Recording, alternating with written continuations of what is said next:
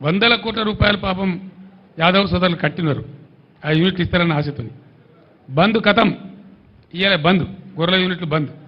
ఇస్తారా సస్తారా ఏం చేస్తారు అది లేదు.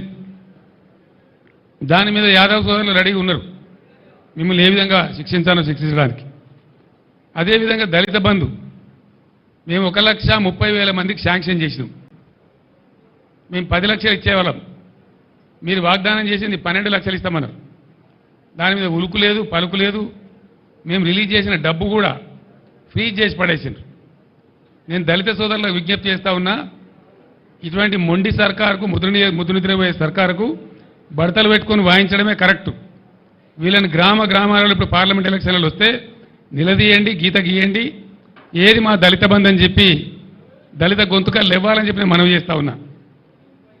ఇది ఎట్లున్నదంటే అన్నవస్త్రం ఇస్తారని పోతే ఉన్నవస్త్రం ఊడ్చిపోయింది అన్నట్టు 10 లక్షలు కాదు 12 లక్షలు ఇస్తారు ఆశపడి మీకు ఓటేస్తే ఇలా మీరు చేసిన దందా ఏంది? 10 లక్షలు లేదు, పాత శాంక్షన్ లేదు, కొత్తది ఊసే లేదు, ఉలికే లేదు, పలికే లేదు. అదొక మోసం. ఈ 1,30,000 మంది దళిత పురులు గర్జించాలి ఎక్కడికక్కడ. ఈ కాంగ్రెస్ పార్టీ యొక్క ఎండగొట్టాలని నిలదీయాలని చెప్పి నేను మనవి చేస్తా ఉన్నా.